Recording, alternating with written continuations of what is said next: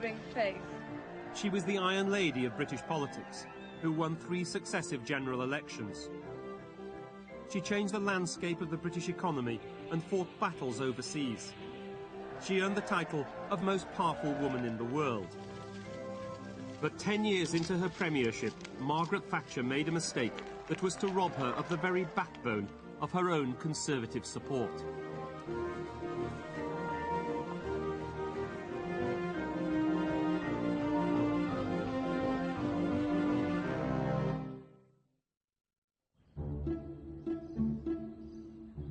On the 28th of November 1989, Sir Anthony Meyer, a 69-year-old pro-European MP, challenged Prime Minister Margaret Thatcher for the party leadership. It was the first time in 14 years that such a contest had been mounted, and a bolt from the blue for the Conservative government. Her attitude to it, and that of her political advisers, was very dismissive. Meyer was clearly no more than a stalking horse and not to be taken particularly seriously. And I don't think it caused more than a ripple of irritation that an insignificant man raising his standard on Europe was putting her to the inconvenience of a leadership election.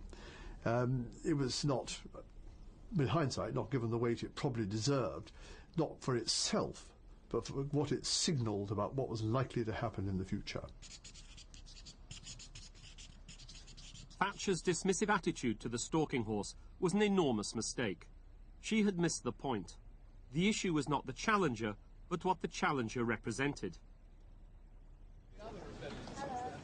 Hello. Thank you so much. Thank you so much.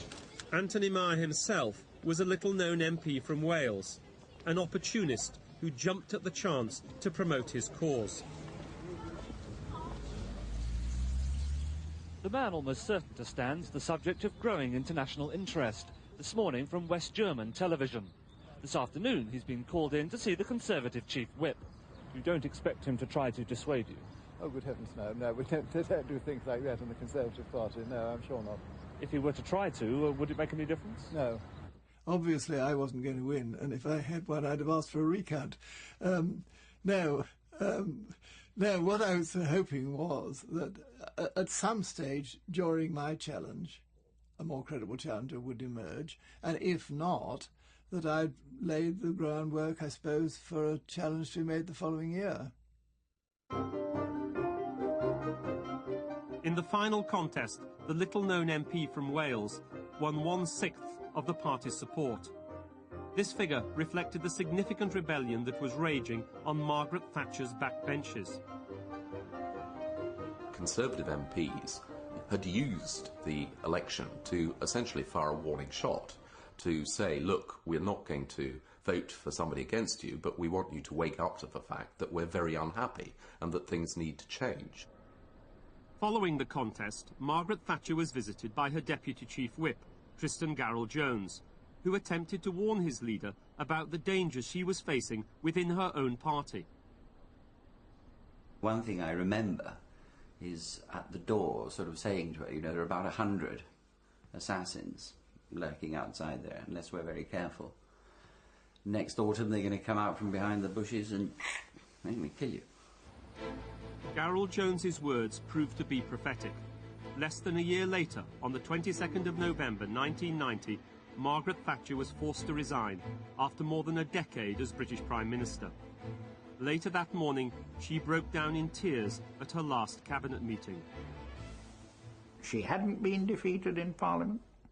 She hadn't been defeated in the country at a general election. She'd been stabbed in the back by her own side, and that, I think, was just about the hardest thing to take. I was sick at heart. I could have resisted the opposition of opponents and potential rivals and even respected them for it. But what grieved me was the desertion of those I had always considered friends and allies, and the weasel words whereby they had transmuted their betrayal into frank advice and concern for my fate.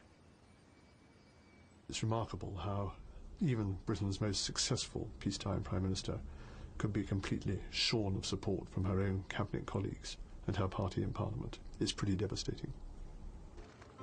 But this devastating end to the Thatcher government was the direct result of her refusal to take seriously the growing dissent in her own party. And this mistake itself was the culmination of a string of errors of judgment made by the Prime Minister over a 6-year period. The issue? Thatcher's unwavering support for the poll tax, whose origins went back to before her premiership had even begun. In 1974, Margaret Thatcher, in her role as Environment Secretary in Edward Heath's government, made a pledge to abolish the rates. There's no doubt that the present system of rates is both old-fashioned and increasingly unfair.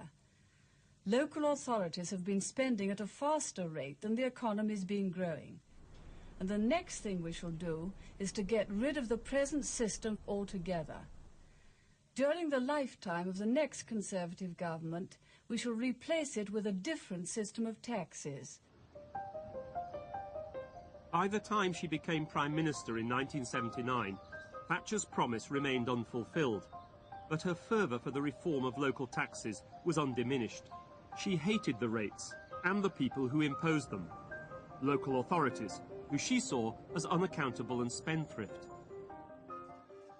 Many people were paying rates, and many businesses were paying huge rates and getting virtually nothing back, and certainly no political control. Other people were receiving services but paying nothing, and to her this looked completely unfair.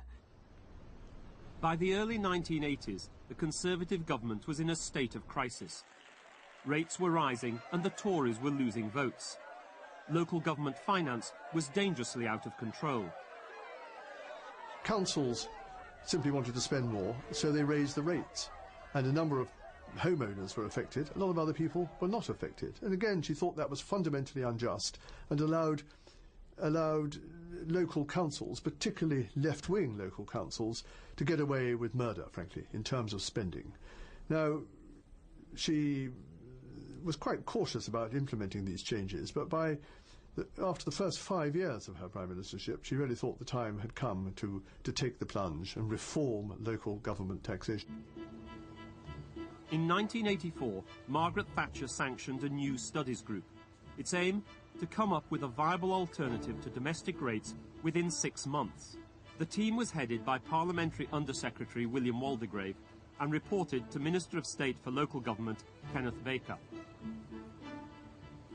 What William Waldegrave and his team were trying to find was what was a tax base that would make local government more responsible. And they looked at all possible systems, local income tax, they looked at variable sales taxes, and they came up eventually with a community charge.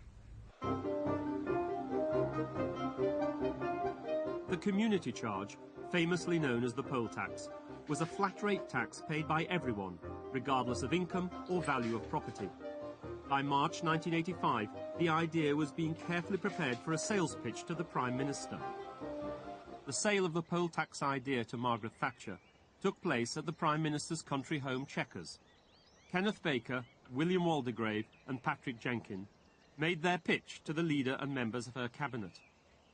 She needed to be convinced that a better alternative existed and that this could be introduced in a way that her people, her supporters, would go along with. William presented the view that the actual rate system was very unfair, in that in one household of 4 people, they paid the same rates as a household of just 1 person. The reason that poll tax appealed to her is that it appeared to present a tax which meant everybody who received local government services, which is in effect all of us because we all do one way or another, every single one of us would also pay. And it became a beautiful apparent link between what you pay for, you receive, or what you receive, you pay for.